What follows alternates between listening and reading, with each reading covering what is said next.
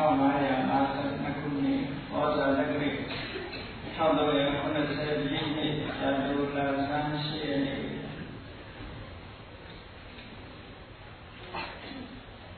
မန္တလေးတိုင်းမရယာမြို့ပါဝနာသောတာရုံပရိယတိသာသနာ့အကျိုးဝေဆင်းကျင်းပပြုလို့အားဖြင့်မရယာမြို့အမှတ်နှစ်ပြည့်ရသည်အလူဒါယကဥကျော်ကျော်အလူဒါယကမှာတော်လှမှန်လားထိုင်ဆန်တပိမိသားစုတို့ဤရှင်ယုနာလအလူတော်မင်္ဂလာပွဲနှင့်စာရင်းဖြင့်ဆင်းကျင်းပသည့်ညဥယျာဏဓမ္မပလင်ခန္ဓာဝယ်အတုရကလူမှများ၏အမတ္တဒါနဓမ္မဒါနဖြစ်ဖြင့်ဟောကြားအပ်သောအခက်အခဲကျော်တော်လူခွန်အားတရားဒေသနာတော်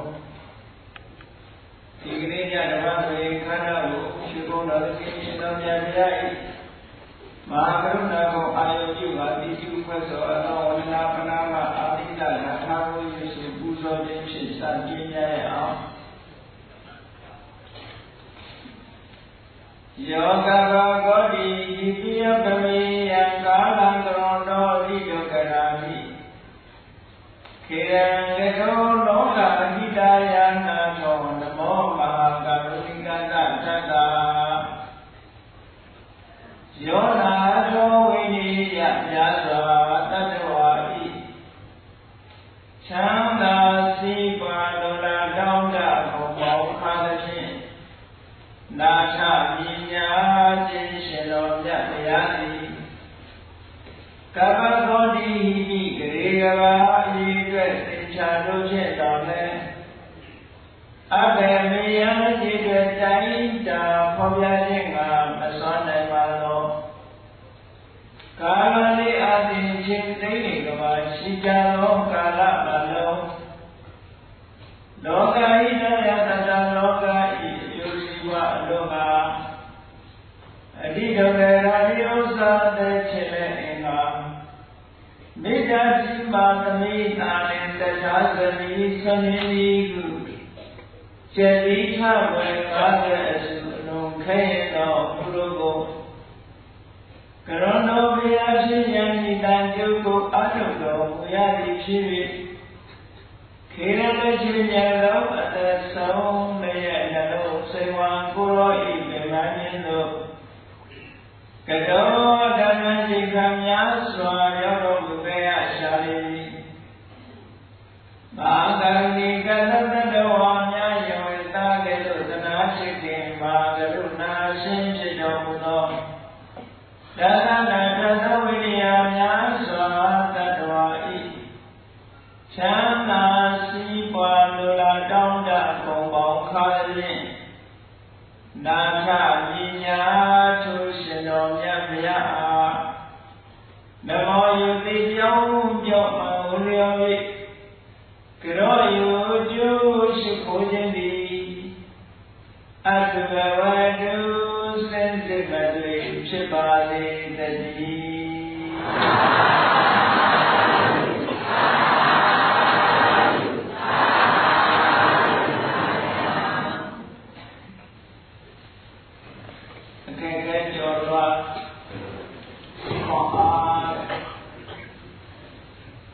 လူလောကရောက်လာတဲ့ပုဂ္ဂိုလ်တွေဟာအခက်အခဲတော့ရှိကြတာရှိတယ်လူတိုင်းလူတိုင်းဟာအခက်အခဲရှိတယ်အဲဒီအခက်အခဲဆိုတာဘုရားမြတ်စွာရဲ့ဒေသနာတော်မှာဘယရင်ဆိုင်ဖို့ရကြောက်စရာကောင်းသည့်အတွက်ကြောင့်ဘယလို့ဒီလိုနာမည်ပေးထားတဲ့ဗမာလူတွေကဘယကိုဘေးလို့ပဲဒီလိုပြန်ထား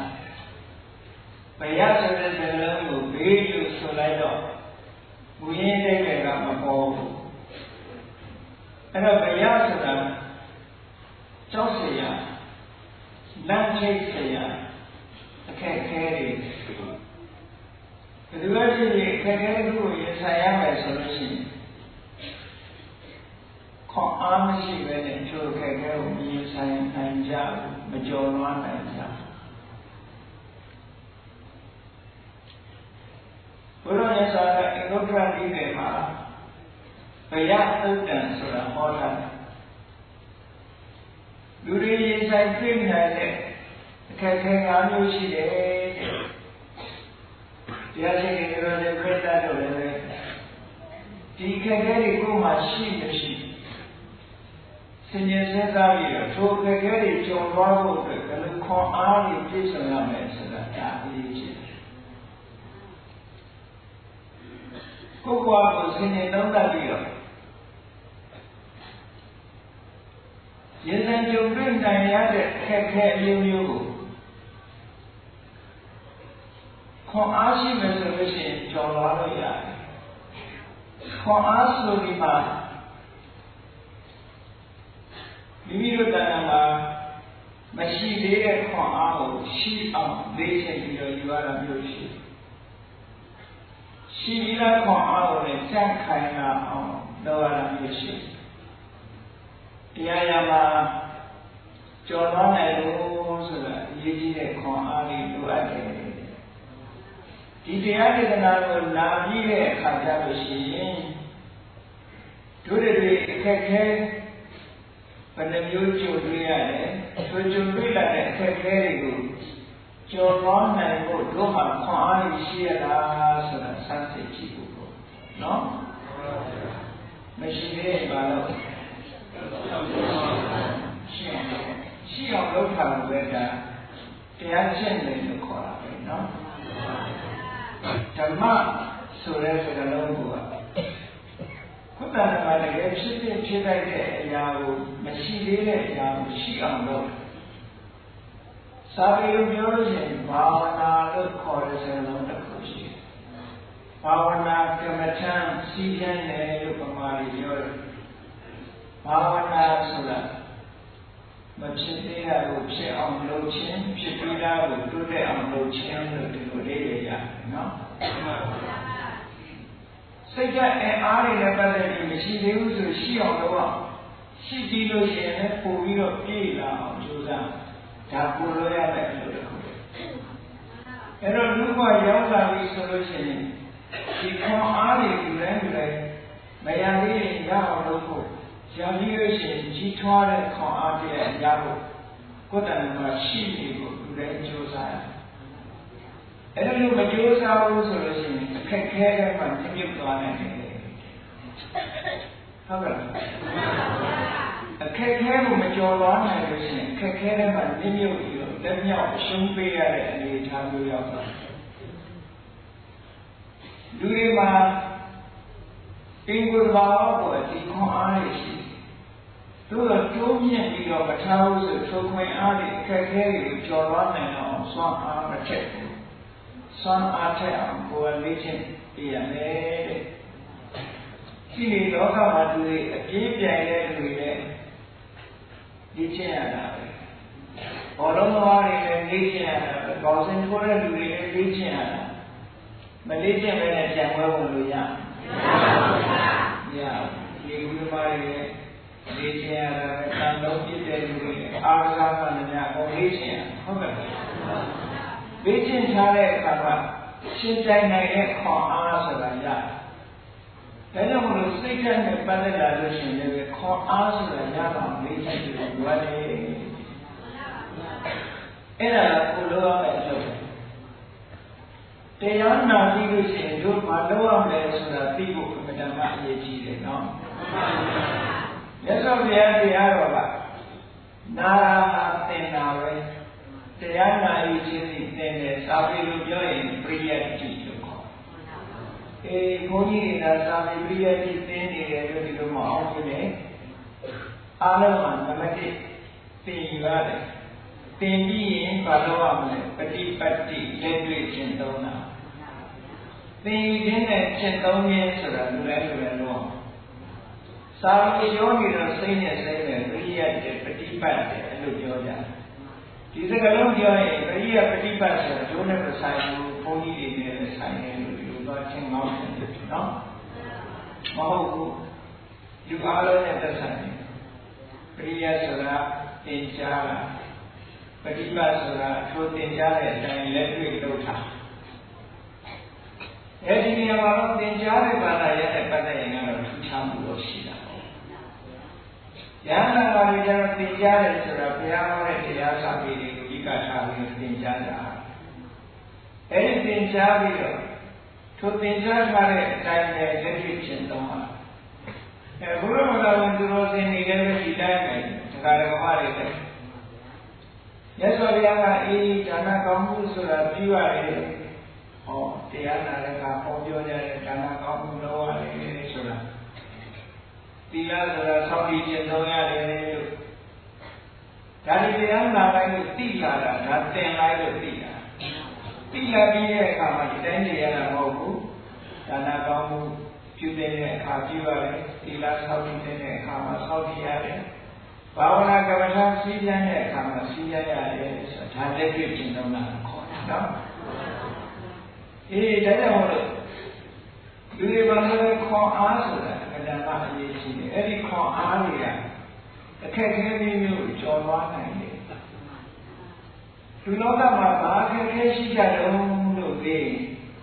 ကိုယ်စီးပွားရေးလည်းပြည်လေပါလေအလုပ်ကံလည်းဆင်ပြေပါလေဘာမှအခက်အခဲမရှိပါဘူးလို့ဖြေမောင်းဖြေနေတယ်ဆင်ပြေနေတဲ့အခါကျတော့နော်အစင်မပြေဘူးဆိုလို့ရှိရင်အခက်အခဲကောင်းကြောင်များစွာပြောကြလိမ့်မယ်သို့တော့မြတ်စွာဘုရားကလူလောကလူတိုင်းကြုံရတဲ့အခက်အခဲလေးတွေကိုထောက်ပြထားတာရှိတယ်။မြတ်စွာဘုရားဟောတဲ့အတိုင်းပြောကြရအောင်လူလောကမှာအခက်အခဲတွေမျိုးစုံရှိတော့လေမြတ်စွာဘုရားကဟောပြထားတဲ့အခက်အခဲ၅မျိုးတွေအဲ့ဒါမှန်နော်။အဲ့ဒီအခက်အခဲ၅မျိုးကိုဘယဆိုတဲ့ဘေးဆိုတဲ့နာမည်နဲ့မြတ်စွာဘုရားထုတ်ထားတယ်။ဘာလို့လဲဆိုတရားဆိုတာ၆၀ရာလမ်းစရာရင်ဆိုင်ရမယ့်ကိစ္စပါပဲเนาะ၆လမ်းပြီးတော့ရင်ဆိုင်ရမယ့်ကိစ္စမျိုးတွေကိုမရလို့ခေါ်တယ်အဲ့ဒီရင်ဆိုင်ရမယ့်အခက်အခဲတွေကိုကျော်လွှားဖို့အားပြည့်စေဖို့မြတ်စွာဘုရားကလမ်းညွှန်မှုပြုတယ်ကဲကောင်းပြီလူလောကလူတွေဖြစ်လာပြီးလူဘဝရောက်လာပြီဆိုလို့ရှိရင်ပထမဆုံးကြုံတွေ့ရတဲ့အခက်အခဲကဘာလို့ကဲမေးကြည့်လို့ရှိရင်တော့မေးကြည့်လို့ရှိရင်တော့သူကပြောတတ်ချင်မှပြောတတ်မှာပေါ့နော်။မြတ်စွာဘုရားဟောပြီးလို့ရှိရင်တော့ဒါသိလာမှလည်းမယ်။ကဲလူလောကမှာတခြားအခက်အခဲတွေညောင်ရစွာရှိလို့လည်းနံပါတ်1ရင်ဆိုင်ရတဲ့အခက်အခဲကိုယ့်အကိုစဉ်းစားကြည့်။ကိုယ့်အကိုစဉ်းစားကြည့်တဲ့အခါမြတ်စွာဘုရားအထောက်ပြထားတဲ့အခက်အခဲမျိုးဟုတ်ကဲ့လား။ကဲလူဘဝရလာပြီဆိုရင်နံပါတ်1ရင်ဆိုင်ရတဲ့အခက်အခဲရပါလို့ဆိုအသက်မွေးဝမ်းကြောင်းမှုအခက်အခဲအသက်ရှင်ရေးအတွက်ကအခက်အခဲဘူးလားအခက်အခဲခုခေတ်ကလေးတွေလူဘဝရလာလို့သိကြတယ်ဟုတ်လားဒီအသက်မွေးဝမ်းကြောင်းအတွက်ပယ်ဖို့ရတယ်မူကြိုတယ်ဘူလာလာမရောက်ခင်ကိုဘူချိုအကြောင်းမဟုတ်ဘူးလားဟုတ်ပါဘူးအဲ့ဒါဒီကြာစဉ်းစားကြည့်ဘာအတွက်လဲဆိုတော့တဝဝညောင်းဆက်ပဲဟုတ်ကဲ့ဒီဘဝဒီမှာလက်ရှင်ကြည်နေဖို့ရအတွက်ပညာမရှိရင်ဖြစ်ဘူးလေပညာမရှိရင်ဖြစ်လို့ဒါကြောင့်မလို့ကလေးလေးဒီဘဝရောက်လာတဲ့တရားနဲ့စဉ်းစားပြီးဒီဘက်စဉ်းစားပြီးတော့ကြည့်ဘူချိုအကြောင်းဆိုတာပညာသင်ပေးဖို့ဘူချိုကြောင့်ပြောတာဘာအတွက်ပြောတာလဲဆိုတော့တက်လို့ဝမ်းကြောင်းလို့ပြောတာ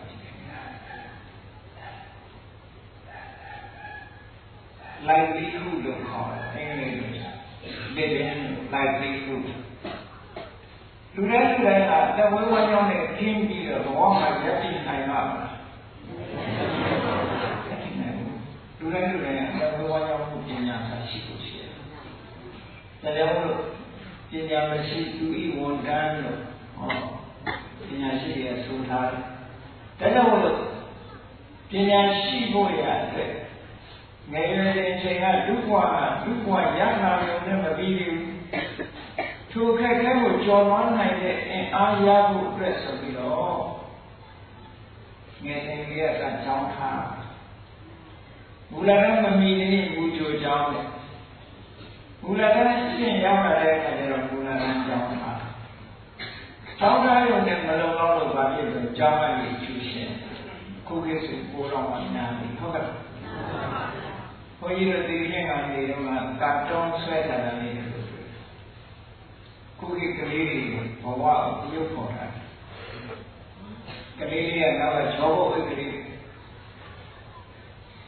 ချောဘုတ်အိတ်ကလေးကိုပိုးပြီးတော့ကုန်းနဲ့သွားနေတဲ့ပုံလေးရေးထားကျောင်းသားကလေးပုံပဲချောဘုတ်အိတ်ထဲမှာစာအုပ်တွေကအဖြစ်အရွယ်နဲ့မလိုက်အောင်စာအုပ်တွေကအဖြစ်ထည့်ထားတော့ကလေးလေးကအဲချောဘုတ်အိတ်ကိုပဲပြီးတော့ကျောင်းသွားအဲ့ဒီပုံလေးရေးထားပြီးတော့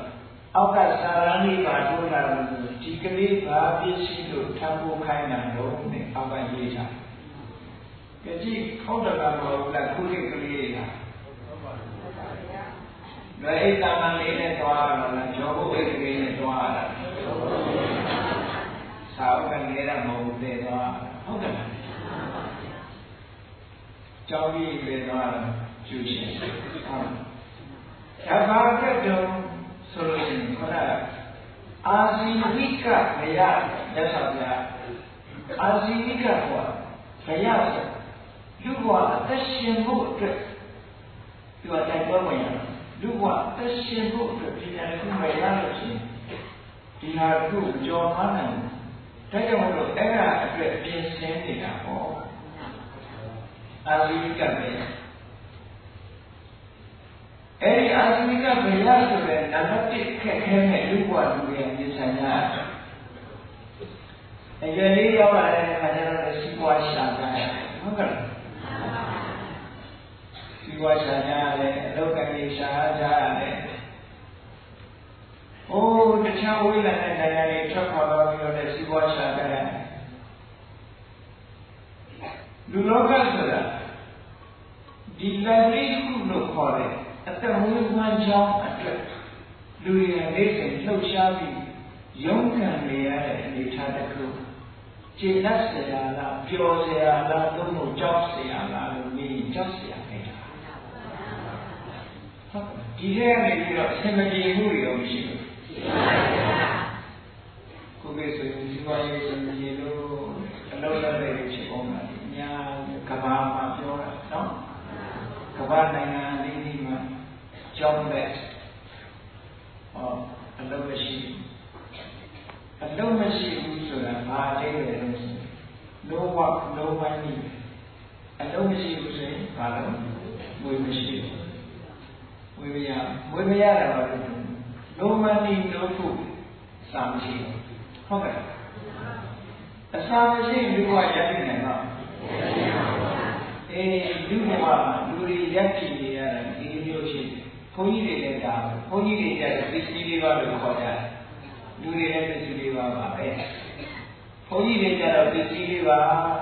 စတုပစ္စည်းပစ္စည်းလေးပါအတွက်ပူကြတယ်တကယ်ပြောမှဆိုရင်အဲ့ဒီလေးခုကဘဝရပ်တည်ဖို့အတွက်အချက်လေးချက်လူတိုင်းကဘဝတစ်ခုရလာပြီဆိုလို့ရှိရင်တော့နံပါတ်1စားစရာရှိတာ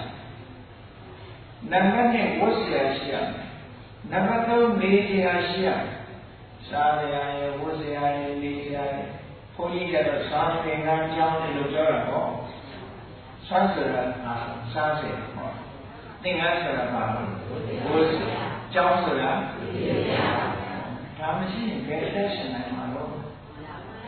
အသက်ရှင်လူတွေလည်းဒီတိုင်းပဲ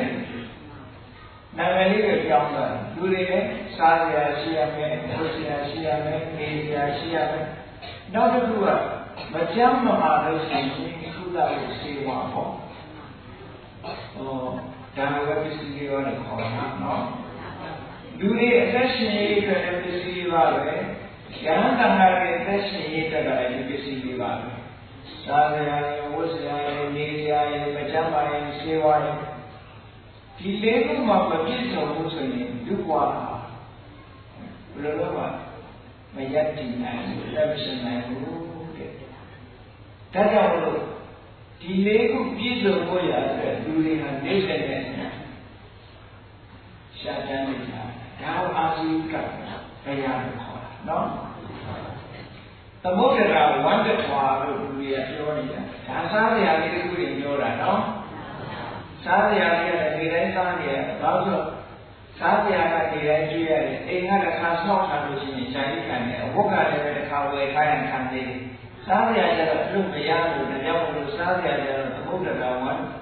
မ်းတထွာဆိုပြီးပြောနေတာနော်ဝမ်းတထွာရဲ့နာမည်လေးကဝမ်းတထွာထည့်ရတာသမုဒ္ဒရာတော့ရှိတယ်လို့ပြောလို့လားပဲကြည့်မှမကြည့်ပဲကိုမနဲ့ချိတ်ထားပဒံလေးတင်ကြဟောက်သွားတယ်ထပ်ရှိပြန်ညနေကျတော့ဟောက်သွားပြန်ထပ်ရှိပြန်ဟုတ်လားတခါညနေဟောက်သွားညနေလို့တော့တခါထပ်ရှိပြန်ဖြစ်ရတယ်ဖြစ်လို့ကိုဒီနောက်တဲ့မနဲ့စောရတခါဖြစ်ပြန်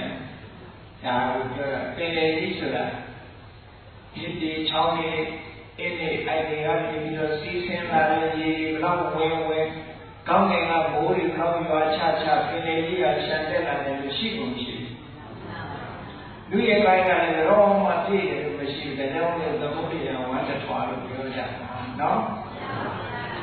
အမြဲတမ်းသူကဆာလောင်းနေတော့ဒီဟာကိုဖြည့်ကျင်းဖို့ရတဲ့ရှာကြံရတဲ့လောကရတဲ့ဆိုတဲ့နဲထောင်မဟုတ်ဘူးဒါကြောင့်ဘုရားကအာဇီဝိကဘုရားကြောက်စရာကောင်းတော့တဲ့ဒီရောတွေအတမွေးဝမ်းကြောင်းကိစ္စကြီးလူတွေကလည်းစဉ်းစားလို့တာစဉ်းစားမယ်ဆိုရင်ဒီတောင်တော့ကြည့်သမထနာကြည့်တယ်နော်အသက်ရှင်ဖို့အတွက်စားစရာတစ်ခုနဲ့ပဲလုံးမရတာအများကြီးဝတ်စရာအတွက်လည်းလုံးမရတယ်ဒီစရာအတွက်လည်းလုံးမရတယ်မကြောက်မှဘူးဆိုရင်ဇေဝအတွက်လုံးမရတယ်ခွန်အားမရှိဘူးဆိုလို့ရှိရင်ဒီခက်ခဲကြီးဘယ်လိုလုပ်ကြော်သွားမလို့လူတွေမှာခွန်အားရှိရမယ်အေးချင်တယ်ပေါ့ဒီကောသွားနေကြတာဆိုတော့သိကြတာပေါ့မစင်စားလို့ရှိရင်သိပေါ့နော်သူတို့ဒီခက်ခဲကကျော်တော်ကိုခက်လာပြီလို့ရှိရင်တချို့နိုင်ငံတွေမှာစာရေးတာကပ်ပြတ်ပြီးသိသွားတာတော့ရှိတယ်ဒီကြောင်မရှိဘူးယတိဥဒ္ဓတံကိုခံပြီးတော့သိသွားတာဗမာပြည်နဲ့အနီးအိန္ဒိယနိုင်ငံကိုဆောင်းရည်ဆိုလို့ရှိရင်အိမ်ကြီးမရှိတဲ့ပုဂ္ဂိုလ်တွေဟုတ်လား homeless လို့ခေါ်အိမ်မရှိတဲ့ပုဂ္ဂိုလ်တွေလမ်းလေးမှာလည်းဒီတိုင်းနဲ့ယတိဥဒ္ဓအေးခံကြောင့်သိသွားတဲ့ပုဂ္ဂိုလ်တွေများအသက်ရှင်ဖို့တော့ကောက်ခက်တယ်ကိုယ်လေးနဲ့ကိုပြေးလဲနေတဲ့ပုဂ္ဂိုလ်တွေကတော့ဒါကိုအခက်ခဲလို့မထင်ကြဘူးပေါ့ဒီကဘာလုံးနဲ့ခြုံကြည့်မယ်ဆိုလို့ရှိရင်ဟောဒီအာဇီဝိကတရားကြောက်စရာကောင်းလားမကောင်းဘူးလားကောင်းပါဗျာတကယ်ကြောက်စရာကောင်းတယ်နောက်ဆုံးမှာဘုလုံးနေတဲ့ပုဂ္ဂိုလ်တော်မှာပဲအေးတက်တက်တာနေရတယ်သိမရှိဘူးဒီဟာအတွက်လုံးဝနေရတာရှိတယ်နော်မှန်ပါဗျာလုံးဝနေရတာစားရတဲ့လုံးဝရတယ်ဘုရားအတွက်လုံးဝရတယ်ဒီကဲအတွက်လုံးဝဒီတို့တွေကတော့ဒီလေလို့အလို့ရှိလို့စားရလည်းမပူရဘူးလို့ပြောကြတယ်ဘုရားလည်းမပူရဘူးဒီရလည်းမပူရဘူးလို့ပြောအဲ့ဒီကြည်နေနေတဲ့ပုဂ္ဂိုလ်ကြီးဟောဒီအတဝေးဝမ်းကြောင်းဆိုတဲ့အခက်အခဲကြီးတစ်ခုသူကြော်လွှမ်းနိုင်အောင်အင်အားရှိလို့ကြော်လွှမ်းတယ်အင်အားမရှိဘူးဆိုရင်ကြော်လွှမ်းနိုင်ဘူးဒါကြောင့်ဟောဒီဘဝမှာရှင်းဥစွာလူသားတွေပထမဆုံးချိန်ရင်ဆိုင်တွေ့ရမယ့်အခက်အခဲကတော့အာဇီဝိကဘယအတဝေဝမ်းကြောင်းအခက်အခဲပါ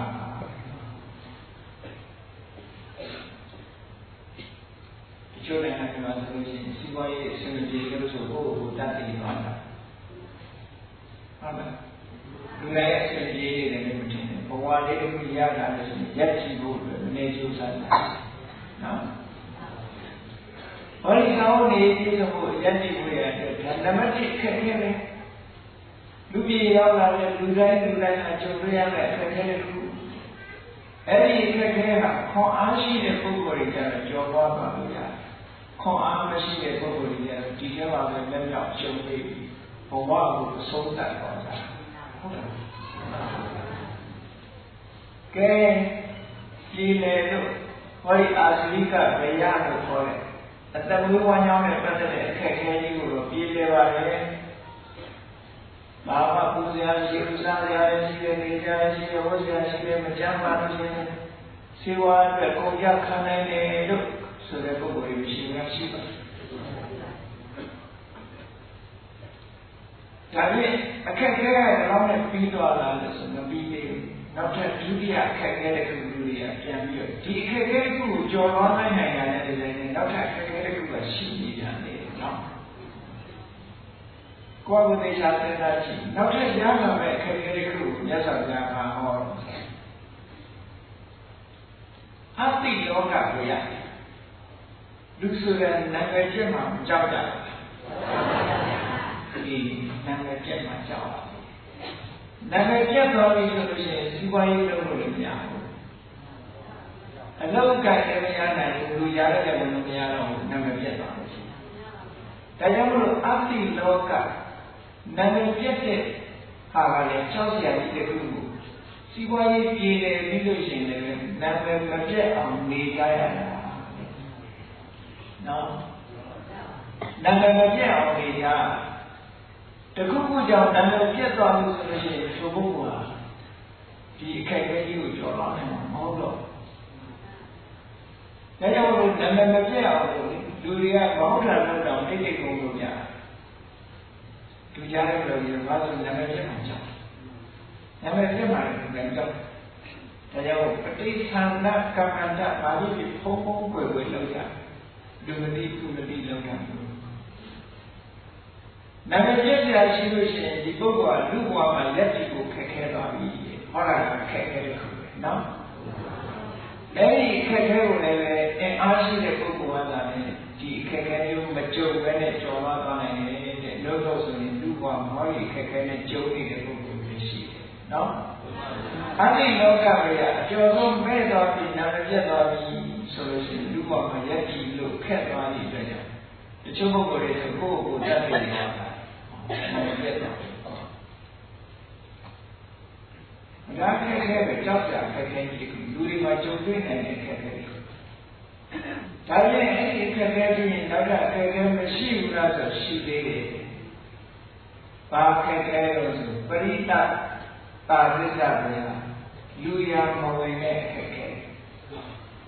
ဒီဘဝမှာလူတိုင်းလူရဝင်တာမဟုတ်ဘူးနော်လူရတော့ဝင်ရင်ရတယ်လူရမဝင်တဲ့ပုဂ္ဂိုလ်တွေအများကြီးဖြစ်တယ်လူဆိုတာစိတ်ပေါ်ရေးကြည့်ရပြီးလို့ရှိရင်ဂုဏ်ရှိပြီးရှိတဲ့နေရတယ်ဂုဏ်ရှိပြီးရှိတဲ့ဒိဋ္ဌိတဲ့မှာဝင်ဆန့်ခြင်းနဲ့ဒါလူရဲ့ဆန္ဒမှာလားအေးဂုဏ်ရှိပြီးရှိတဲ့ဒိဋ္ဌိတဲ့ဝင်ဆန့်တဲ့အနေအထားမျိုးဖြစ်ခြင်းအဲ့ဒါကလည်းဘိဓိကမှာမဝင်ရအောင်လူရမဝင်တဲ့အနေအထားမျိုးရောက်သွားပြီဆိုလို့ရှိရင်ဒီပုဂ္ဂိုလ်ဟာဆုံးဖြတ်လို့ဆိုရုပ်ပါလူကြားထဲမှာခေါ်မခေါ်နိုင်တော့မြုပ်သွားတဲ့ပုဂ္ဂိုလ်မျိုးဖြစ်နေဒါကြောင့်လည်းဒါလည်းပဲလူတွေကြော်သွားရမယ့်အခက်အခဲတစ်ခုပဲလူလောကရောက်လာပြီဆိုရင်ဒီအခက်အခဲတစ်ခုကိုလည်းကြော်သွားပြန်အဲဒီကျော်သွားဖို့အတွက်လိုအပ်တဲ့ခွန်အားတွေရှိရတယ်။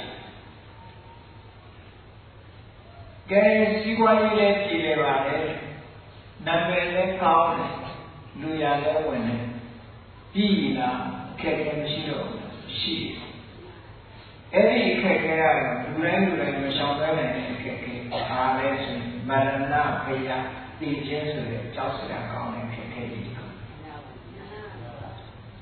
ဘလောက်ပဲရာထူးကြီးဘလောက်ပဲစီးပွားဥစ္စာတွေနဲ့ချမ်းသာနောက်ဆုံးကြတော့ဓာရီကိုစွန့်ပြီးတော့ပြင်သွားတယ်ကြုံပါဟုတ်တယ်မရဏပဲသိခြင်းဟာကြောက်စရာကောင်းတယ်လူတွေကစီးပွားပြင်းနေဘိုးမသေးခြင်းလေနာမည်ကျော်နေဘိုးမသေးခြင်းလေဟုတ်တယ်လူရဝင်းနေဘိုးမသေးခြင်းလေတို့တော့နေလို့ရလားဆိုမရဘူး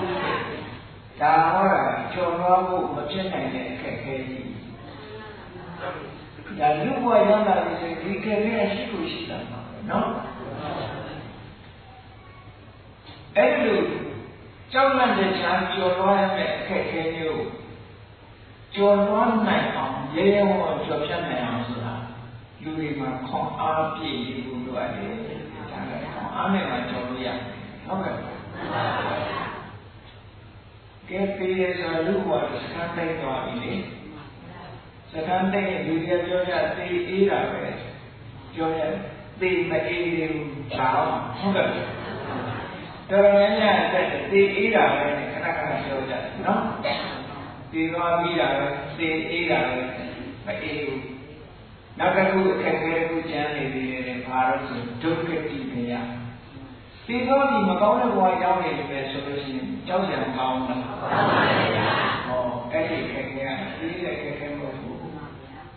သေတာလွယ်တယ်သေပြီးတဲ့နောက်မှာမကောင်းတဲ့ဘဝရောက်သွားရင်သွားရောက်တာနည်းနည်းလေးတွေတွေးကြည့်ဦးပြိဿံဘဝရောက်သွားပြီဆိုသွားပြီဟုတ်ကဲ့ပြိဿံတော်မှာလည်းလူတွေကနေ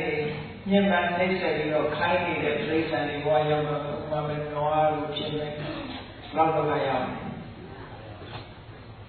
လူတွေခိုင်းတာခံရတယ်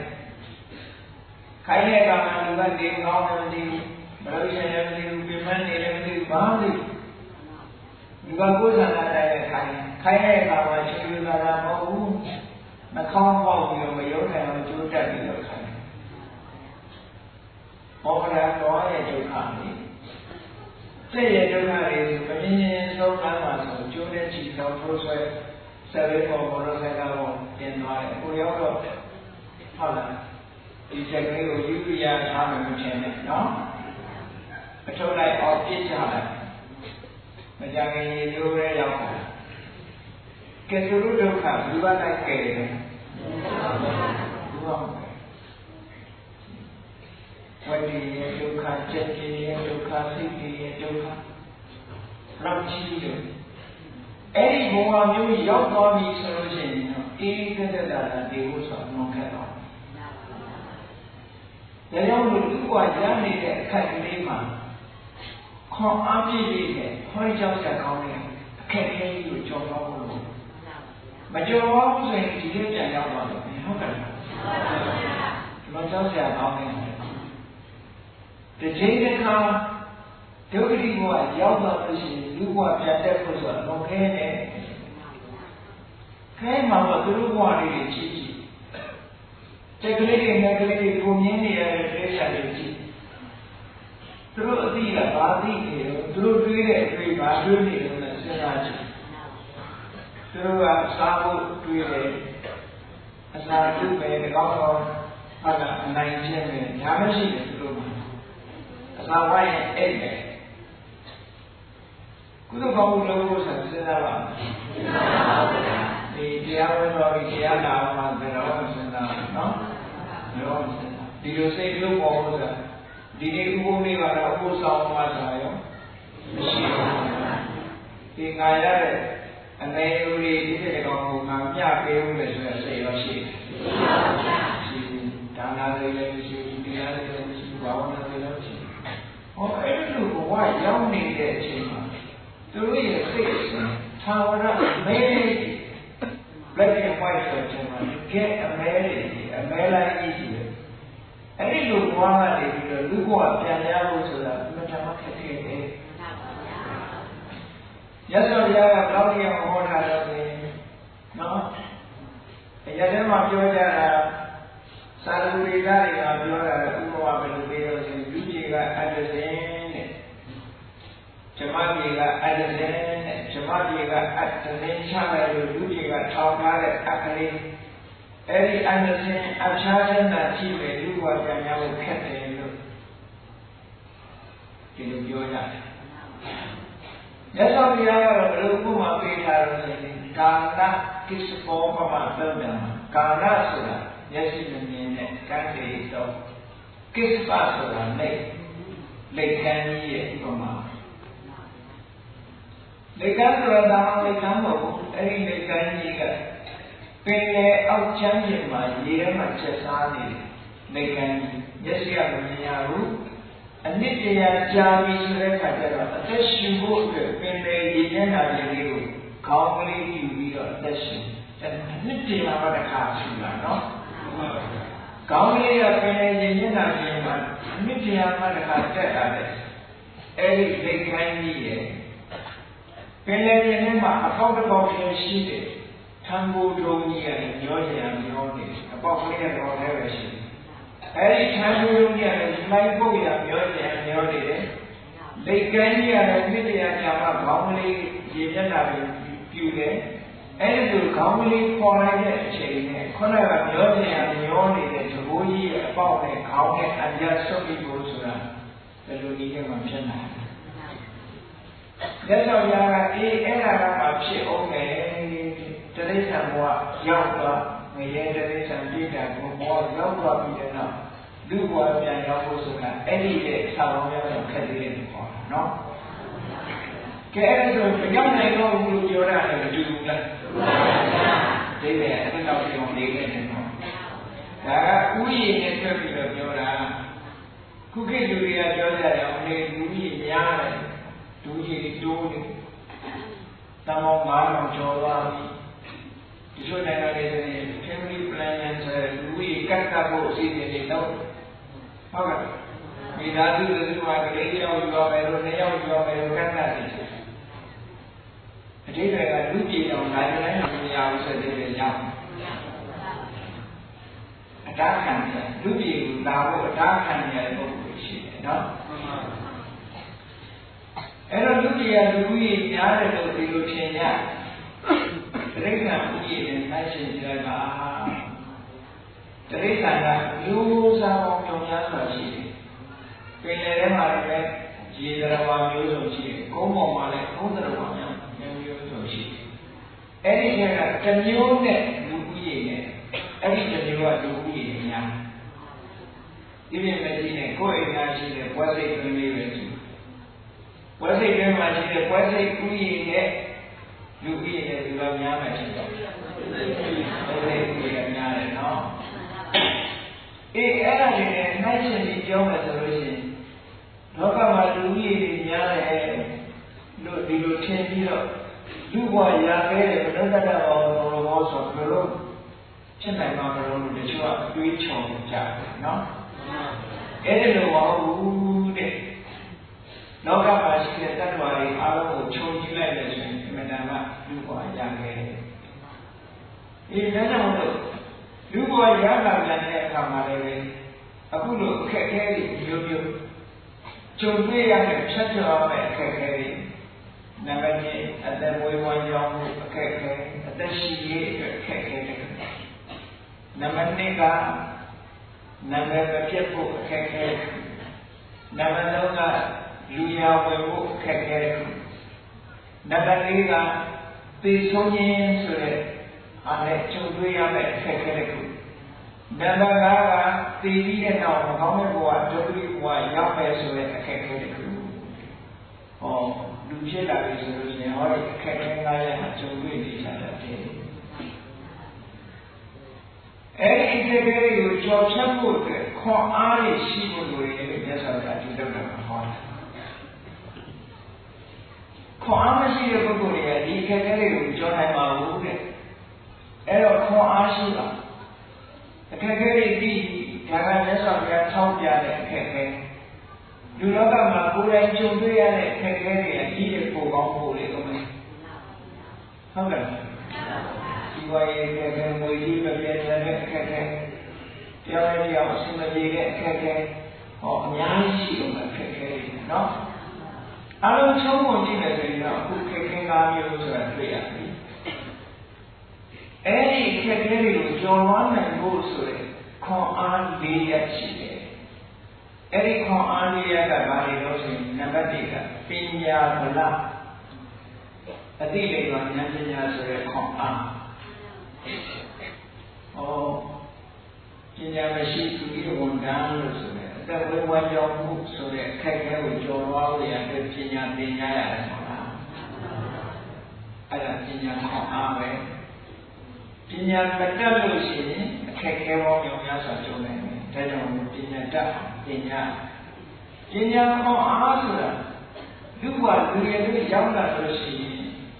ပညာတတ်ဖို့ကသိအရေးကြီးတာပညာဆိုတဲ့နေရာဒီနေရာမှာမြတ်စွာဘုရားကပညာကိုဘာလို့ဆိုလိုတာလဲဆိုလို့ရှိရင်လုံတဲ့နာနဲ့မလုံတဲ့နာဆွဲချပြီးတာပညာလို့ပြောတာဘယ်ရာကမလုံတဲ့နဲ့ဘယ်ရာကမလုံတဲ့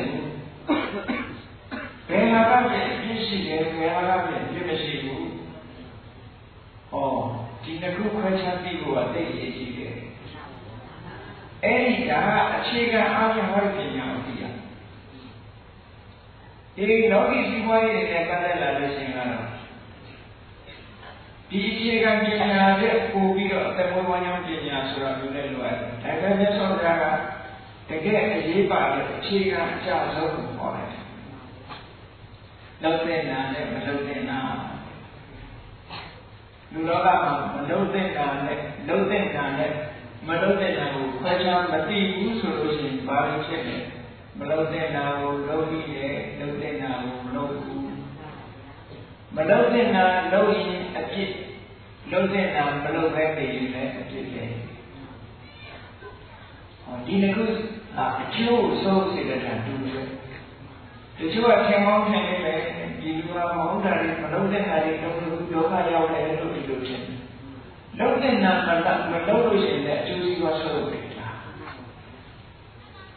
ကဲလူတော်ကမှကြည့်ပါလူရဲ့ဖြစ်လာလို့ရှိရင်ဘာတွေလုပ်တဲ့ဟာလဲဘာမှမလုပ်တဲ့ဟာကြည့်မယ်ဆိုလို့ရှိရင်လူလောကရောက်လာတဲ့လူ့ဘဝတန်ဖိုးကိုသိမယ်ဆိုလို့ရှိရင်ဒုစရိုက်မလုပ်တဲ့ပေါ့ဆိုတော့သူများကာယကိုယ်လေးရောက်တဲ့ပတ်သက်ပြီးသူများတဲ့တတ်တာလို့သူများဥစ္စာခိုးတာလို့လူဝတ္တများဆော်ကားတာလို့ဆိုတဲ့အခြေခံအကျဆုံးဒီဒုစရိုက်တွေကိုဒါမလုပ်တဲ့ဘူးလို့ပြောမလုပ်တဲ့အလုပ်တွေတခါနှုတ်တဲ့ဆိုလို့ရှိရင်မလုပ်တဲ့အလုပ်ကဘာလို့ဆိုရင်နေမပြောသေးဘူးနေနေဆိုတာတချို့ကဖြစ်နေဒီဘုရားဘုရားဘယ်ကမှချောဆိုပြီးတော့ပြောနေတာနေနေဆိုတာကဒီသူတော်ဘာအကျိုးစီးပွားဖြစ်တော်နေတဲ့အပြင်မျိုးပို့ပြောဖြစ်ရှိ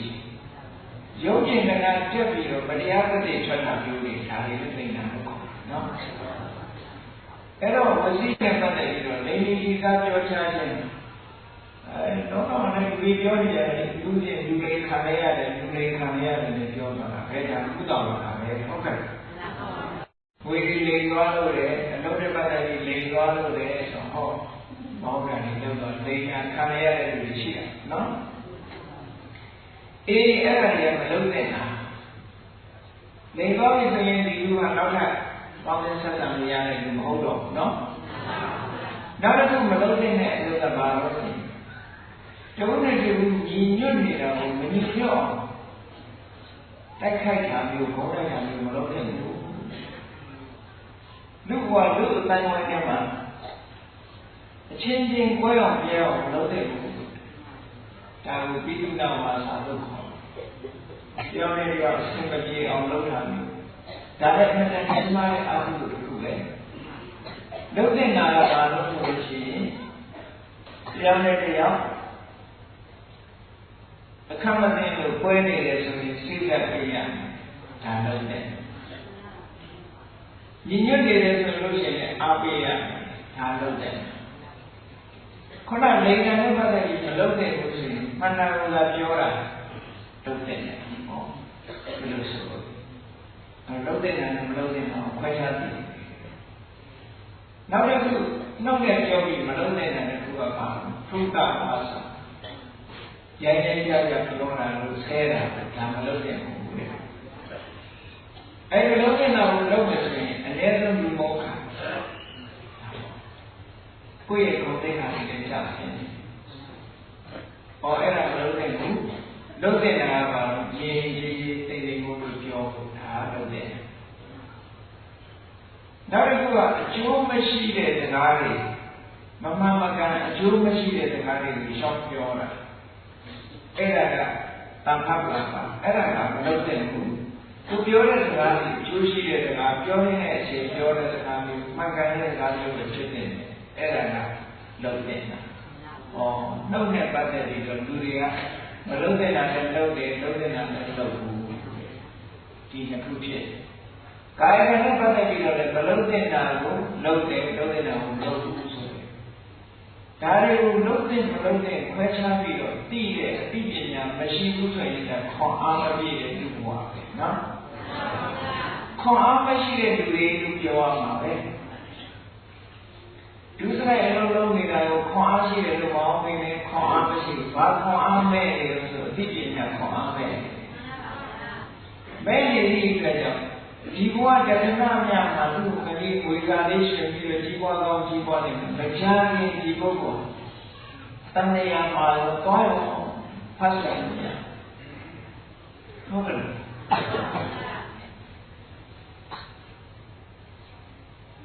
လူကြရဲ့ဘုံမို့ဆိုတာလည်းဖြစ်တော့ဒီလိုပုဂ္ဂိုလ်တော့တကယ်လူကြီးလူကောင်းနေတယ်လူကြရဲ့မှာဝင်နိုင်တော့ကိုယ်သိက္ခာမရှိတဲ့အနေအထားမျိုးရောက်သွားတယ်အေးဒါကြောင့်အခက်အခဲတွေကိုကျော်လွှားဖို့ဆိုတဲ့နေရာမှာနဂတိအရေးကြီးတဲ့ကပါလို့ဆိုလုံးတဲ့နာနဲ့မလုံးတဲ့နာခွဲခြားသေးတဲ့ပညာရှိရမယ်ဒါနဲ့ဒီခွန်အားကိုကြရအောင်သုံးချအခုတရားနာနေတာဟာဟောဒီခွန်အားရအောင်လုပ်နေတယ်လို့ပါအသိပညာခွန်အားရဖို့တရားနာတယ်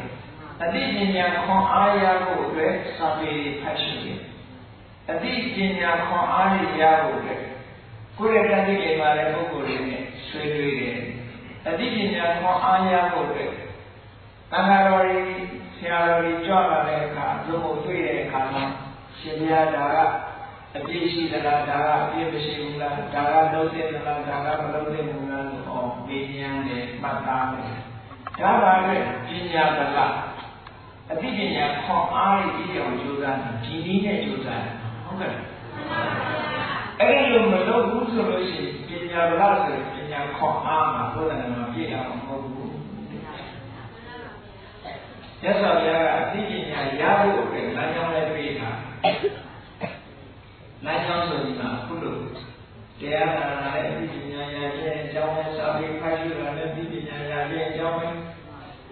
တတိလိမ္မာတဲ့ပုဂ္ဂိုလ်တွေဆွေးနွေးတာလည်းအသိပညာရခြင်းအကြောင်းနဲ့ကိုယ်မသိတာကိုသိအောင်မေးမြန်းစုံစမ်းမှတ်သားတာလည်းအသိပညာရခြင်းအကြောင်းပဲ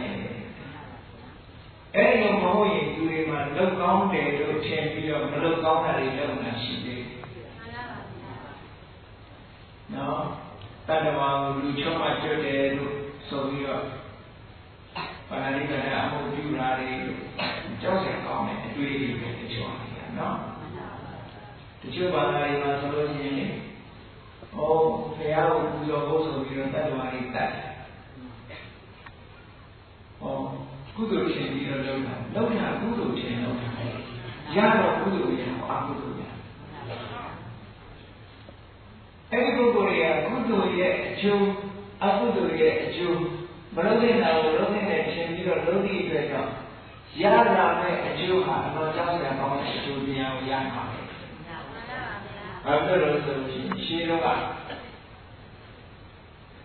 ဒီလူသမီးတရားကအိမ်ကိုအဲ့ဒါလာလို့ဆိုတော့အိမ်မှာရှိတဲ့စိတ်ကလေးကိုလည်းပြီးတော့အဲ့ဒါကိုအခက်ခံဖို့အဲ့ခံလိုက်တဲ့အတွက်ကြောင့်သူကအပေငယ်ရေးချပြီးတော့ဘဝရတဲ့လည်းမပြတ်ပြီးတော့တရားစိတ်မွေးနဲ့အညာတဲ့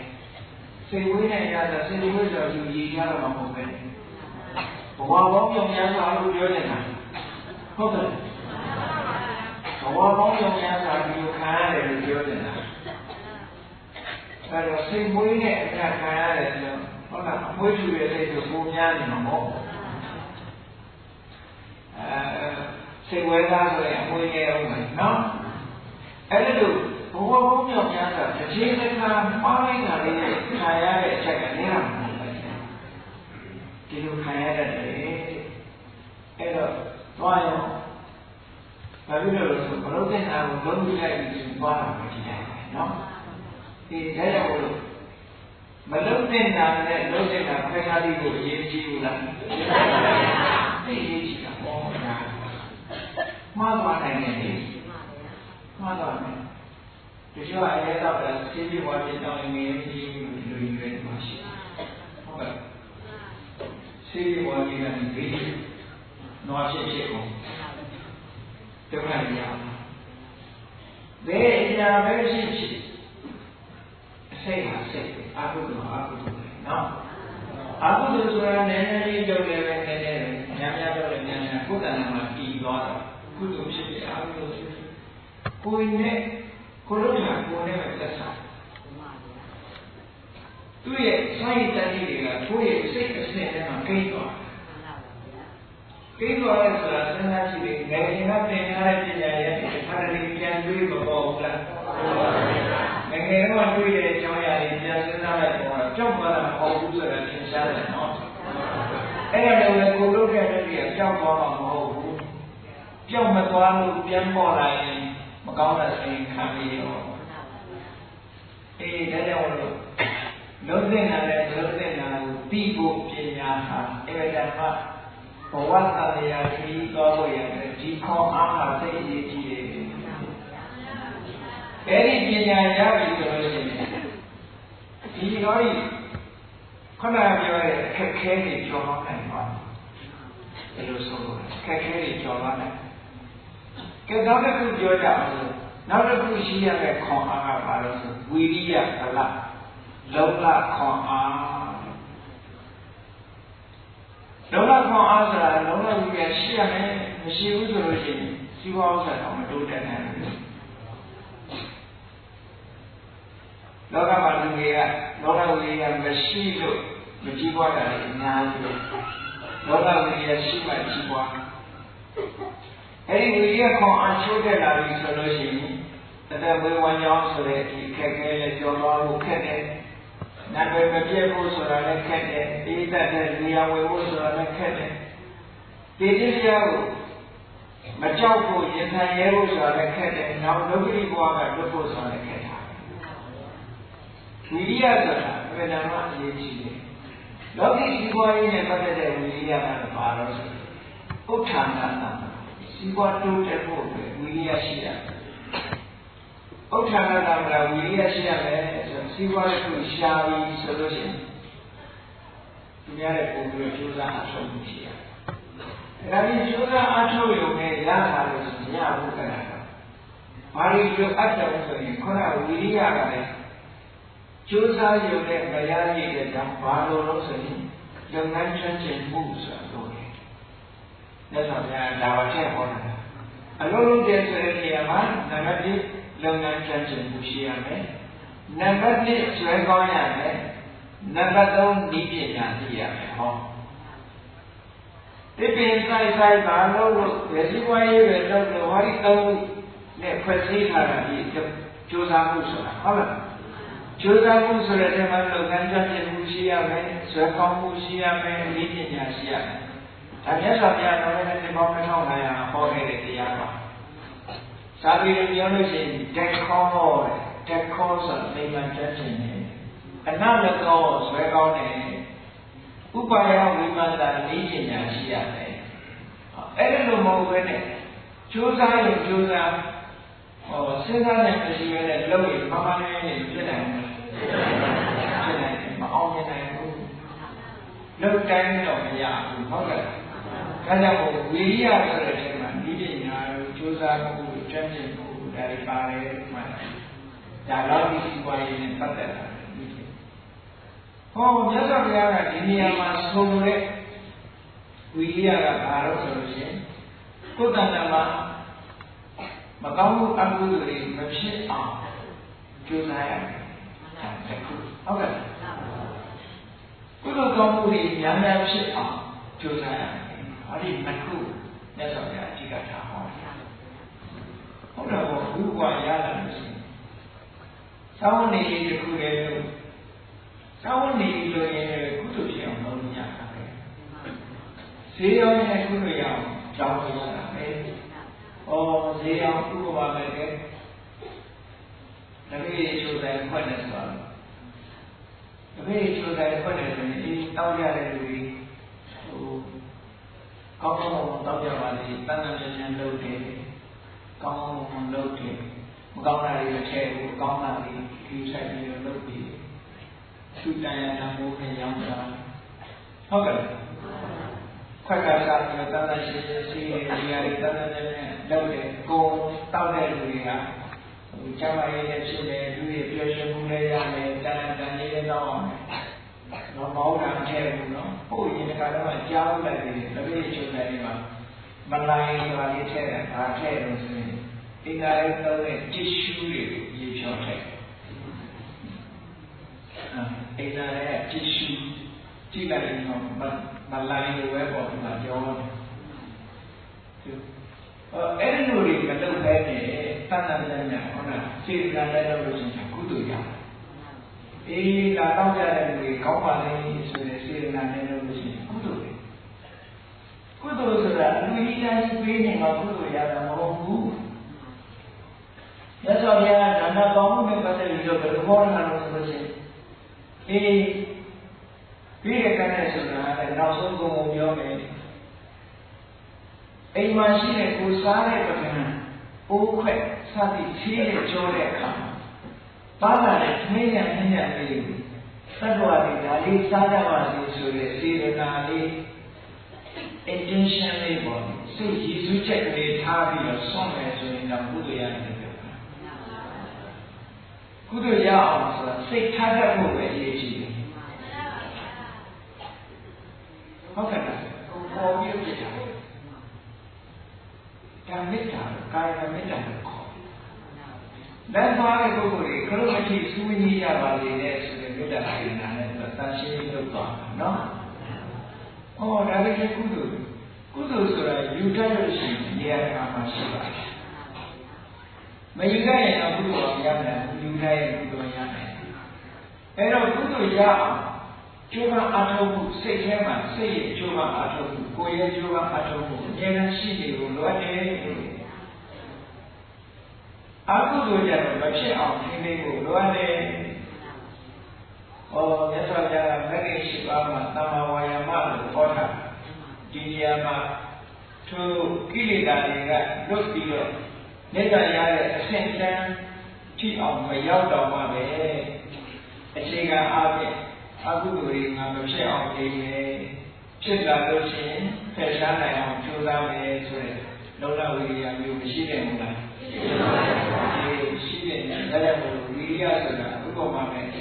စိတ်ဆိုးနေတယ်ဒေါသဖြစ်နေတယ်ဒေါသမဖြစ်အောင်အရင်ကသတိထားမယ်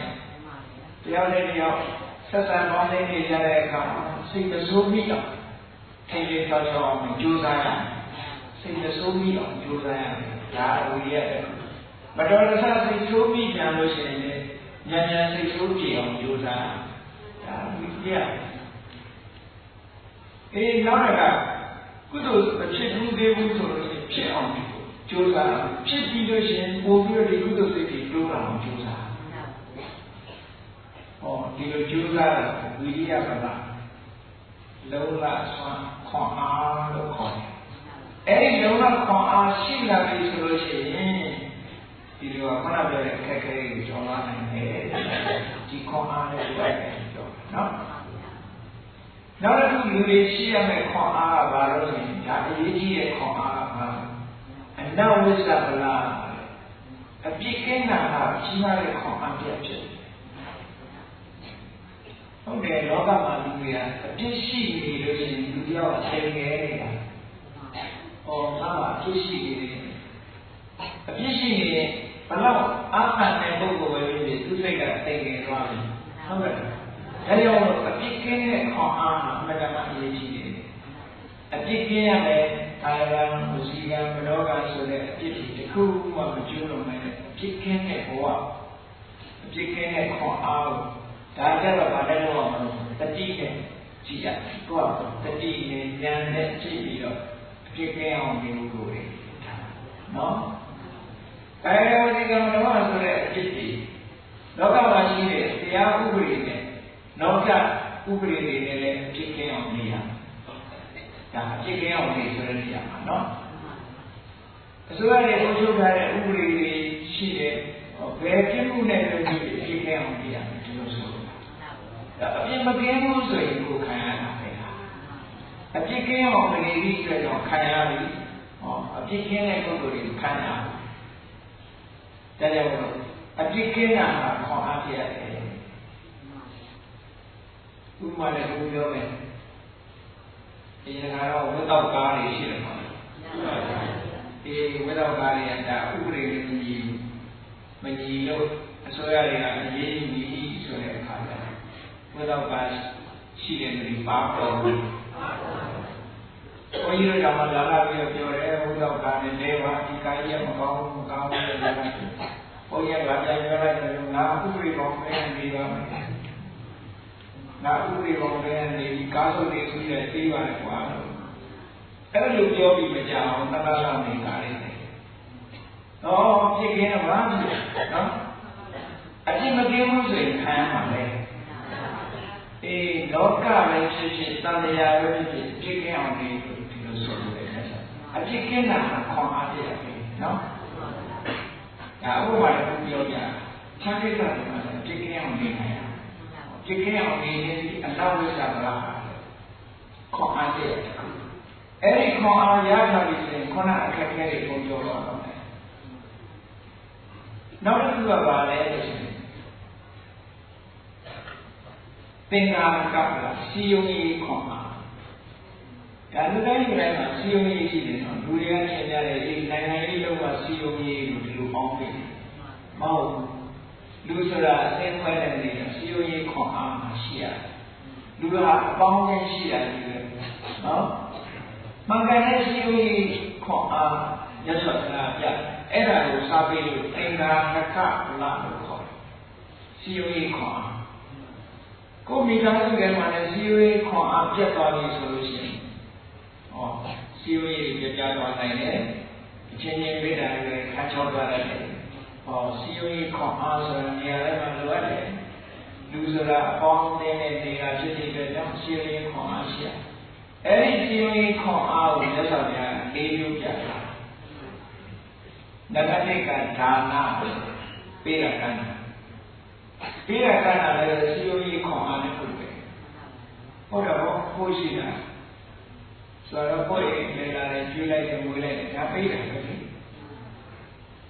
ပေးတာကိုယ်ဇနီးမောင်နှံ2ယောက်ကိုမိသားစုလည်းပဲရှိအောင်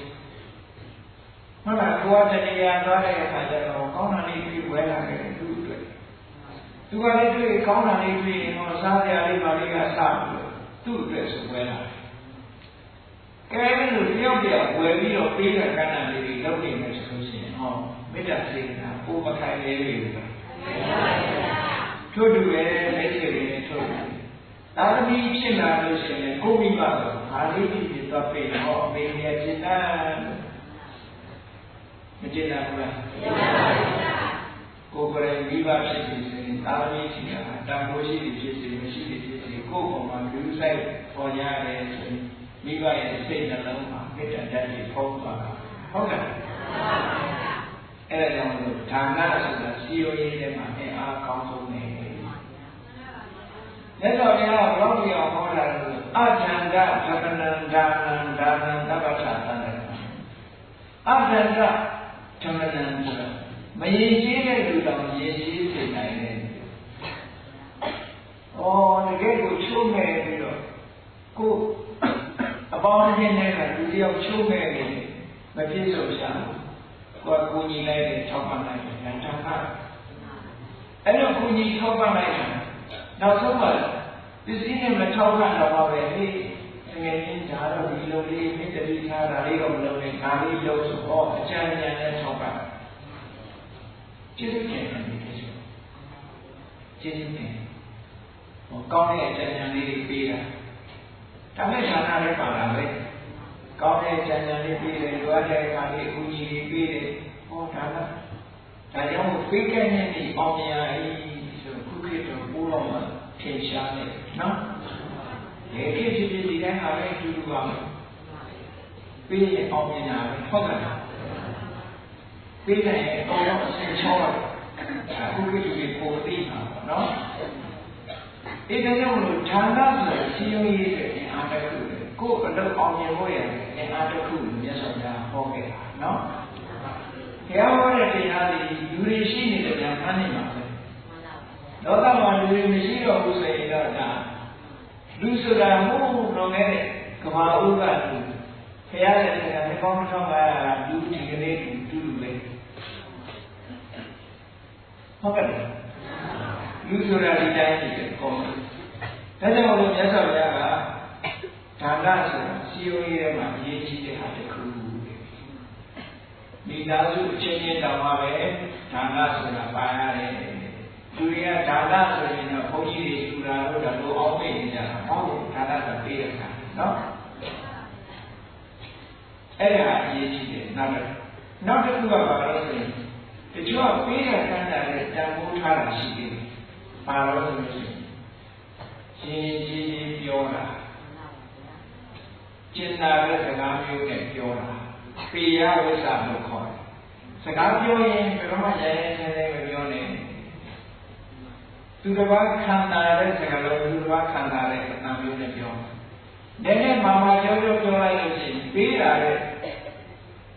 သမင်းတို့လုပ်ချက်ဆိုတာကြားလို့ခေါ်တာ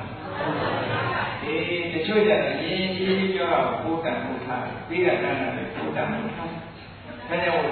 ရင်းကြီးမပြောဘူးခက်မာမာစကားပြောလိုက်တယ်ဆိုလို့ရှိရင်ကိုလူရဲ့စိတ်ထဲမှာရှိမေတ္တာခံပါပဲအဲ့ဒါကြောင့်မေတ္တာကမခံရအောင်အပြောဆိုနဲ့ပတ်သက်ပြီးတော့ရှင်းပြရမယ်ဒါစီဝေးအမှားတစ်ခုကဲလည်းအပြောနဲ့ပတ်သက်ပြီးတော့ဘုန်းကြီးတို့မြတ်စွာဘုရားကနေပြီးတော့လမ်းညွှန်မှုပြုထားတဲ့ချက်ကလေးဒီနေရာမှာပတ်သားပြန်ရှိဒါလူလောကမှာလူတွေကစီးရုံးတာနဲ့နှုတ်ချကွဲကြပြဲကြတာနဲ့နှုတ်ချဟုတ်ကဲ့လူကလည်းဘာပြောတယ်မတည့်ဖြစ်တာပြောတာပြောဆိုကြောင်းလို့လူတွေကကွဲကြပြဲကြတာအများကြီးအပြောဆိုကြောင်းကိုပြတ်တာတက်တာအများဒါကြောင့်မို့လို့ပြောဆိုနဲ့ပတ်သက်လာလို့ရှိရင်စိတ်ကြက်ကလေးတို့ထားအဲ့ဒါကိုမြတ်စွာဘုရားဟောရတာရှိတယ်ကာမေနဝက္ခာမိနောအကာမေနစကားပြောပြီးဆိုရင်ပြောတဲ့အချိန်မပြောတဲ့အချိန်မျိုးရှိအဲ့တော့ကိုယ့်ကိုစိတ်ကမ်းလောက်ရတာစကားကိုပြောတဲ့အချိန်မှာပဲပြောမယ်မပြောတဲ့အချိန်မှာမပြောဘူးခေါ်တာတစ်ချက်ပါဒီသာသမီတော်မပြောတဲ့အချိန်တော့ပြောလို့ရှိရင်ညဘူးပြောတဲ့အချိန်တော့မရဘူးဥပမာလူတွေကောင်လူကြားတဲ့တော့ပြောနေရနော်ပြောတဲ့အချိန်မပြောတဲ့အချိန်ရွေးချယ်ပြီးတော့စကားပြောရင်ပြောတဲ့အချိန်မှာပြောမယ်မပြောတဲ့အချိန်မှာမပြောဘူးဒါတခုလိုက်တာပဲချက်မြတ်စွာဘုရားဟောတာနော်လူလုံးကမှလက်တွေ့ချက်တော့နောက်တစ်ခုကဘာလို့ဆိုလို့ရှိရင်ဘူတေနဝက္ခာမိလောအဘုဒ္ဓပြောပြီဆိုရင်မှန်တာပဲပြောမယ်ဟုတ်တာပဲပြောမယ်မဟုတ်တာမပြောဒီနေ့မှန်တာပဲပြောမယ်မမှန်တာမပြောဘူးနောက်တစ်ခုကဘာလို့လဲတန်နေကဝက္ခာမိနောဘုဒ္ဓေနရင်းကြီးပြောမယ်ကြဲကြဲကြဲမပြောဘူးစကားပြောရင်ရင်းကြီးပြောမယ်ကြဲကြဲကြဲမပြောဘူးနောက်တစ်ခုကအထတန်ကြီးတေတာဝက္ခာမိနောအနတ္ထတန်ကြီးတေတာအကျိုးရှိတာကိုပြောမယ်အကျိုးမရှိတာကိုပြောမယ်နောက်ဆုံးအချက်ကဘာလို့လဲမေတ္တာစိတ်တာဝက္ခာမိနောဒေါသန္တရာမေတ္တာစိတ်နဲ့ပြောမယ်ဒေါသနဲ့မပြောဘူးစကားနဲ့ပတ်သက်ပြီးတော့ပေယဝိသဆိုတဲ့အချက်နဲ့စီယုံရေးအတွက်မှာသို့မဟုတ်လူဆက်ဆံရေးကိုနေတဲ့ဘဝဆက်ဆံနေတဲ့အချက်အဲ့ဒီအချက်ကားရဲ့ဟာကတ္တနာအရေးကြီးတယ်လူလောကမှာအပြောဆိုကြောင့်ပြဿနာတက်တာပုံများတယ်ကဲဒါကိုမှတ်ထားပြီးတော့ဒီရေကသာပြီးငါပြောတဲ့အချိန်မှာပြောမယ်မပြောတဲ့အချိန်မပြောဘူးဟုတ်လားမန္တာဝရပြောမယ်မမန္တာဝမပြောဘူးရင်းကြီးပြောမယ်တိုင်းတိုင်းမပြောဘူးအကျိုးရှိတာကိုပြောမယ်အကျိုးမရှိတာကိုမပြောဘူးမေတ္တာစိတ်နဲ့ပြောမယ်ဒေါသနဲ့မပြောဘူးဟောအလုံးပေါင်းလိုက်တဲ့အခါ၅ခုဒါလက်တွေ့ကျင့်သုံးပါမယ်နော်တရားနာမယ်ဆိုတာလက်တွေ့ကိုသုံးရမယ့်ဟာကိုပြောတရားမှာဗာတဲ့ဥပမာတူဆေးနဲ့လားလားအေးယောဂဖြစ်လို့ရှိရင်ဆေးကလေးကောင်းရင်ထောင်တာယောဂပြောင်းပါမလားမပြောင်းဘူးဆေးဆိုတာတောက်ရင်ယောဂပြောင်းမြတ်စွာဘုရားဟောတဲ့တရားဟာလည်းနာယုံနာပြီးမကျင့်ဘူးဆိုလို့ရှိရင်သိအကျိုးဖြစ်လာမှာမဟုတ်ဘူးဟုတ်ကဲ့အဲကြောင့်မို့အကျိုးဖြစ်လာဖို့အတွက်ဒါလက်တွေ့ချက်သုံးပြီးတော့လိုက်တာ ပေယဝိသဒီတိုင်းလိုက်တာချက်တော့မှဆိုရင်စီယုံကြီးကအကောင်းဆုံးဖြစ်တာကိုယ်မိသားစုတွေမှာဘာပြဿနာမှမရှိဘူးကိုယ်အတိုင်းဝိုင်းထဲမှာဘာပြဿနာမှမရှိဘူးကိုယ်ပတ်ဝန်းကျင်နဲ့ဘာပြဿနာမှဖြစ်တော့ခက်ခဲတွေအားလုံးကျော်သွားတော့တယ်နောက်တစ်ခုကဘာရေးကြီးလို့ဆိုအဋ္ဌစရိယာတဲ့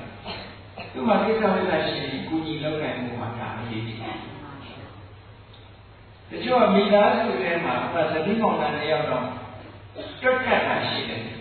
ဒါကနဲ့လို့ဒါဘာလို့ငါတို့နင်းလို့ဒီကနေ့တော့ငါမူနိုင်ဘူးဆိုတာမျိုးရှိတယ်လေအဲ့ဒီလိုမဟုတ်ဘူးတဲ့သူကိစ္စရှိဝိုင်းလို့ကိုယ်ကိစ္စရှိဝိုင်းလို့အထာဆိုရမနေထားရဘူးကြည့်ရမယ်တော့တင်လို့လိုက်တာဆိုတော့အရာထဲမှာဆိုလို့ရှိရင်ဒီတော့တင်လို့လိုက်တာမနေထားလို့လုပ်တဲ့ပုဂ္ဂိုလ်တွေလူကြီးလူတွေမပေါ်ဘူးလားဟုတ်ပါဘူးသူကတော့အရာထဲမှာဆိုရင်မနေကြဘူးတာရေးရှိတယ်ဒါလာပဲတာရေးရှိတယ်ဝိုင်းလို့တာပဲနဲ့ဆိုပြီးတော့လူချင်းဝန်းခံရတယ်ပေါ့လားဒါပေမဲ့ချင်းဝန်းခံရတာဆိုတော့ဒီအတ္တစရိယာကိုလူတိုင်းလောက်တာဟုတ်တယ်ချင်းဝန်းတော့လူတိုင်းခံရတယ်နော်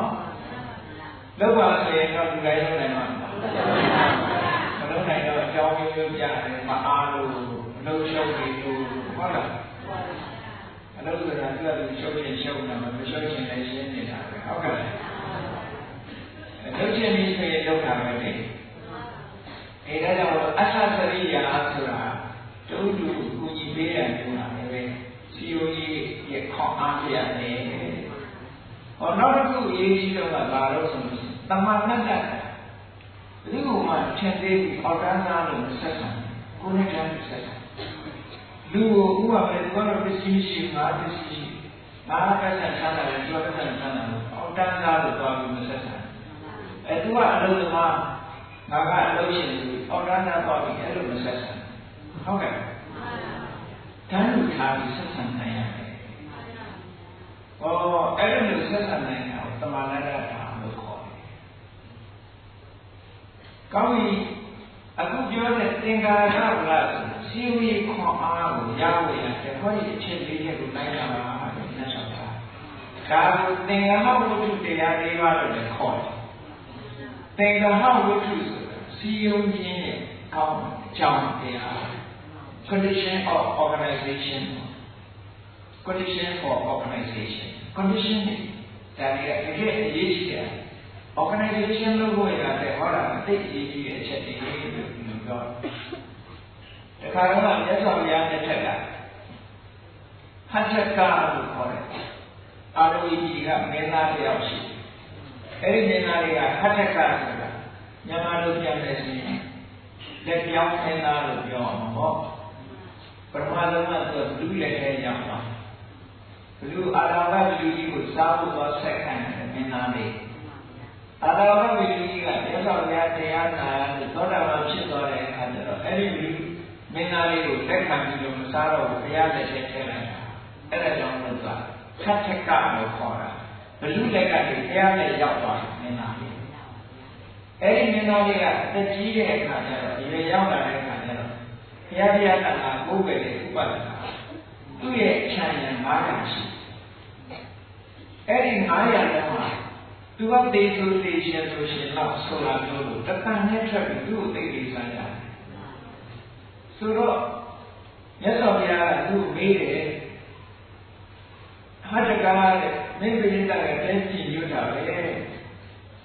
တခါနဲ့ထွက်နေတယ်တဲကြည့်ညွတ်တယ်မင်းဘယ်လိုများ organization လုပ်တာလဲဘယ်လို organize လုပ်တယ်လဲသူကဒီကြီးတော့ပါတဲ့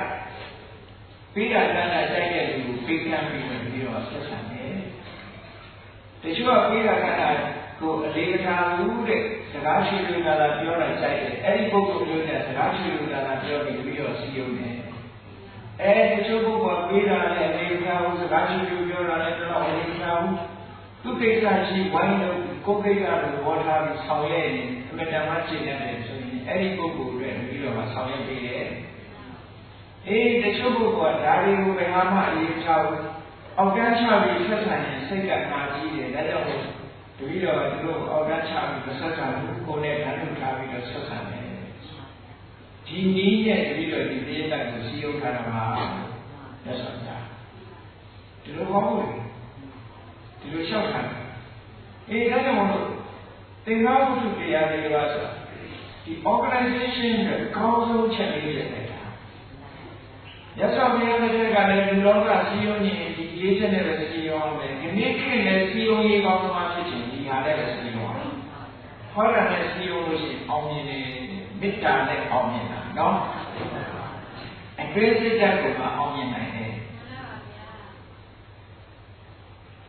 ရသော်များကအဲ့ဒီသင်္ဃာဝတ္ထုဒီပါကိုဟောပြီးတော့ဟောတာကမရှိသေးလို့ဆိုရင်ဟောဒီသင်္ဃာဝတ္ထုတရား၄ပါးဒီစီယုံနဲ့စီယုံမှု၄ချက်ကိုမလိုက်နိုင်ဘူးဆိုရင်တဲ့အမေအကလေးပဲဖြစ်တယ်လေသာသမီနဲ့စီယုံနိုင်တဲ့အတွက်ကြောင့်သာသမီရဲ့ကျေးဇူးမခံစားရဘူးလို့အဲ့လိုကိုခေါ်တာမိဘဗာမိဘပဲငါသားငါသမီးကငါ့ကိုလူဆက်ရမှာပေါ့ဆိုတဲ့အတွေ့အကြုံမတွေ့နေဘူးဟုတ်ကဲ့မိဘပဲဖြစ်စေကိုယ်သားသမီးကိုကိုယ့်ပေါ်မှာအမြဲတမ်းမေတ္တာရှိနေတော့ဟောဒီ၄ချက်နဲ့စီယုံထားလို့လိုအပ်တယ်အကယ်၍ဒီ၄ချက်နဲ့စီယုံမှုဆိုရင်မိဘနဲ့သားသမီးရှားမှာတော့မေတ္တာခံချောင်းနေတတ်တယ်ဒါမှလည်းဟုတ်လားဆရာနဲ့တပည့်ကြားတဲ့ဒီလိုမလုပ်ရင်မရဘူးဒီကိုမောင်မတွေချင်းချင်းနဲ့မရဘူးဘယ်လိုပဲအမျိုးတော်နေနေဟုတ်လားဒီကိုမောင်မချင်းမတည့်တာတွေတပြည့်ဒီကိုမောင်မချင်းမတည့်တာတွေတပြည့်ဟောဒီပြည့်ဘာလို့မတည့်တာလဲဆိုတော့ဟောဒီ organization နဲ့ပတ်သက်တာတွေကမကျင့်သုံးလို့ပေါ့အကယ်ကျင့်သုံးမယ်ဆိုလို့ရှိရင်ဒါမျိုးမဖြစ်နိုင်ဘူးလေဒါကြောင့်စီယုံရေးအားဟာကဲကဲကြီးကျော်လွှားဖို့ပဲအမြဲတမ်းအရေးပါတယ်ဒီလိုခေါ်တာနော်အဲ့တော့ဒီအားကြီးကြောင်းရရပဲကျိုးစားအထောက်ပြန်မှာတဲ့လူဘဝရလာတဲ့အခါမှာဟောဒီအခက်အခဲတွေကျော်လွှားဖို့အခုအားတွေပြန်ပြီးတော့ချုံရောမယ်ဆိုရင်ပညာဝလာတဲ့တုတ်တင်မလို့တင်ခွဲခြားပြီးတဲ့ပညာဆိုရခွန်အားရှိရမယ်ဝိရိယဝလာမကောင်းတဲ့စိတ်တွေကိုထုံးတာဖယ်ရှားကောင်းတဲ့စိတ်တွေကိုထားတဲ့အားရှိရမယ်အနာဝိသဗလာအပြည့်ကင်းအောင်နေတဲ့အားမျိုးရှိရမယ်သင်္ကာရကဗလာစီယုံရေးအားရှိရမယ်အဲ့ဒီအားလေးရမိမိတို့တဏ္ဍာမှာတိဆောက်ထားပြီဆိုလို့ရှိရင်အခက်အခဲမှန်များကိုကျော်လွှားပါမယ်ကဲကောင်းပြီအဲ့ဒီမှာဘယ်လောက်ကြီးအောင်ကျော်လွှားနိုင်လို့ဆိုလို့ရှိရင်ဒါပေမဲ့သိရင်တရားကိုတော့ဘယ်လိုကျော်လွှားတာလဲဟောဒီအားပြည့်နေတဲ့ပုဂ္ဂိုလ်တရားမှာသေတော်မှာပဲပြုံးပြုံးနဲ့သိနိုင်တယ်ဟုတ်ကဲ့သိပြီးတဲ့နောက်လည်းဘာလူတွေရောက်လို့သိတာမှာပဲကောင်းကားလူတွေရောက်တယ်ကဲဒီထဲမှာပညာအားနဲ့ဝိရိယအားအဲ့ဒီနှစ်ခုကိုတိုးမြင့်လိုက်ပဲဆိုလို့ရှိရင်ပညာအားကိုတိုးမြင့်ရိုးရိုးပညာမျိုးဟောမယ်လေယုတ်တရားနဲ့တရားဒီလာနေလူတွေရဲ့တဏ္ဍာမှာယုတ်တဲ့နဲ့တစ်မျိုးတည်းသာရှိတယ်ယုတ်နဲ့ပဲတခြားမရှိဘူးဆိုတဲ့ဝိပဿနာပညာမျိုးဒီယုတ်နဲ့ဆိုင်ရာအကြောင်းကြောင့်ဖြစ်နေတာလို့သိလာတဲ့ပစ္စယပရိက္ခပညာမျိုးဩဒီသင်္ခါရတရားကြီးမှလည်းဘယ်ရာမှမမြဲပါလားလို့သိလာတဲ့ဟုတ်လားဝိပဿနာပညာမျိုးခန္ဓာကယုတ်နဲ့ကွဲတာနာမရူပပရိစ္ဆေကထိုယုံနဲ့တရားအကြောင်းဆိုင်ရာအကြောင်းကြောင့်ဖြစ်နေတယ်လို့သိတာပစ္စယပရိက္ခယုံနဲ့တစ်ပါးမမြဲတဲ့အနိစ္စဒုက္ခအနတ္တလို့ရှင်းရှင်းသုံးသပ်နိုင်တာဝိပဿနာပညာအဲ့ဒီဝိပဿနာပညာကနေရှင်းတတ်သွားတဲ့အခါကျတော့မဲ့ပညာနိဗ္ဗာန်ကိုယဉ်သိနိုင်တဲ့မဲ့ပညာကိုယ်တဏ္ဍာမှာရှိတဲ့စိတ်တော်ရာအဆိုးတွေစိတ်ရဲ့အညစ်အကြေးတွေကိုဖယ်ရှားပြနိုင်တဲ့မဲ့ပညာကိုပညာကိုရသွားပြီဆိုလို့ရှိရင်ကြည့်စီဝါရေးဒီအတဝေဝါကြောင့်လည်းပတ်သက်တဲ့အခက်အခဲကိုလည်းကျော်လွှားနိုင်တယ်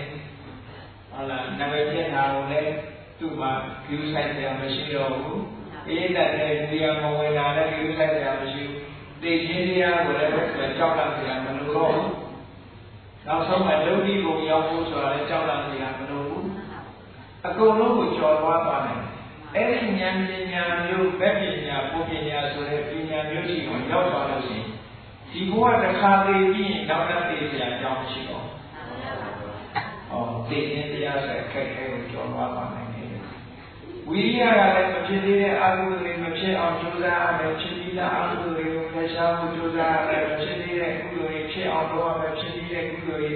ဖယ်ရှားနိုင်ဖို့ကြိုးစားရမယ်အဲ့ဒီကြိုးစားမှုဒီဂရီမြင့်ပြီးတော့အမြင့်ဆုံးအဆင့်ရောက်သွားပြီဆိုရင်ခုနပြောတဲ့လက်ပညာပုံပညာအဆင့်ဆက်ရောက်သွားပါဆက်ရောက်သွားပြီဆိုလို့ရှိရင်ခုပြောခဲ့တဲ့အခက်အခဲတွေအားလုံးကိုကျော်လွှားသွားနိုင်တယ်ဒါကြောင့်မို့တရားတဲ့ခင်ဒီလိုတွေပြည့်တဲ့ဒီဘဝရောက်လာတဲ့အခိုက်မှာမိမိတို့ကြုံရတဲ့အခက်အခဲမှန်သမျှကိုကျော်လွှားနိုင်ဖို့အတွက်တို့တွေကပညာခွန်အားဝိရိယခွန်အားအပြည့်ကင်းမှုဆိုတဲ့ခွန်အားစည်းရုံးရေးဆိုတဲ့ခွန်အားဒီခွန်အားတွေအမြဲတမ်းတိုးပွားနေအောင်တို့တွေသတိထားပြီးကြိုးစားရမှာပါလားကိုယ်စီသဘောကျပြီးကျင့်ကြံကြိုးကိုအားထုတ်နိုင်ကြပါစေကုန်သတည်း